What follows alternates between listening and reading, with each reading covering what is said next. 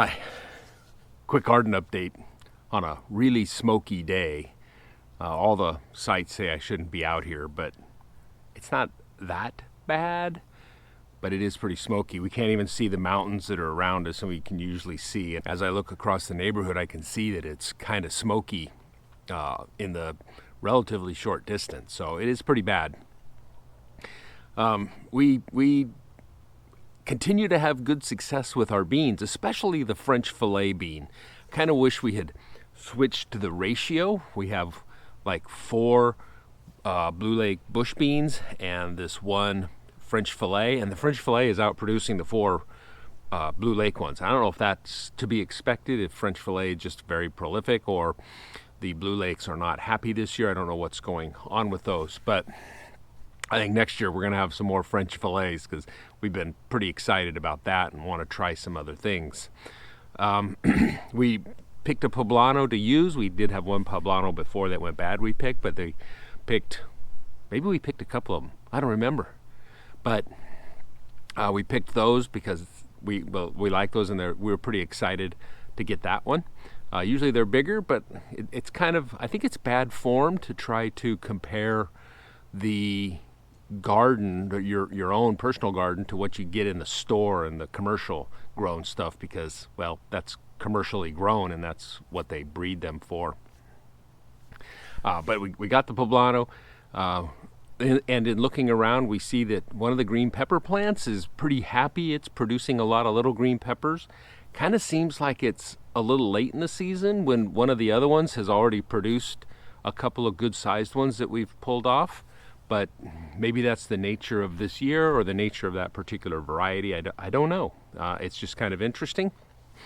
We did pull one off, and when we took it inside, Joan was cutting it up, and it smelled so good, and it was very aromatic. I could smell it. I wasn't in the kitchen, but I could still smell it being cut. It smelled very, very good.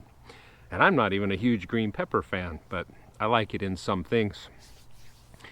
The onions went nuts. We were expecting onions like this big, and we got onions this big, and that was really exciting for us. We had to prop them up, and they kept wanting to fall over. And at first, when I'd been to the farmers markets and I see their big onions, I'm like, well, what did we get? Well, we got those onions, and we got a lot of them, probably a lot more than we need. So we're gonna freeze them and see what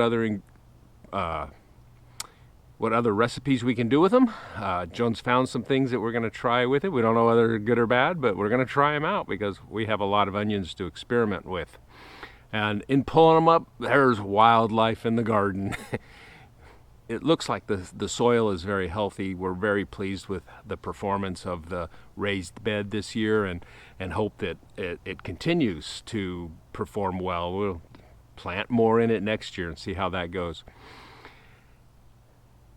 The tomatoes are sad, very sad. This is the saddest batch of tomato plants I've ever seen, but they keep on producing tomatoes. It's really odd. Now, I think they should be bigger. I don't think they should be as funny shaped as they are, but they certainly want to make tomatoes, despite not feeling well and being pretty sick. So we picked them anyhow because the tomatoes look fine. They're really nothing wrong with them other than, they're smaller than I think they should be, and they're a little funny shaped. But they're still producing tomatoes, which is really amazing to me, as bad as they look, that they're still able to and willing to produce tomatoes for us. We've brought we brought the onions in and all of the stuff in, and are beginning to set it up somehow, right? Most of it's going to be frozen. The tomatoes aren't going to be frozen, but the onions are, the peppers are all getting frozen. The beans have been frozen. We've eaten quite a bit of them also. We would like to get enough of them in a batch to process them somehow, for canning, and to keep them through the winter. That's kind of part of our learning on doing this, is we want to be able to put up some food that we've grown ourselves through the summer. It's part of the learning process. So I got some tomatoes behind me. From what I hear, this dying back is important for them. We've got to figure out when to open up the bin and pull the potatoes out of it. I guess there's this balance between letting the tubers develop and when they might start sprouting in the ground again. So I'm thinking we may have to do something because we got kind of an imbalance. They were all planted at the same time, but this plant is pretty happy. These plants are not happy at all. So, well, maybe they're happy. Maybe that's what they're supposed to do. I don't know.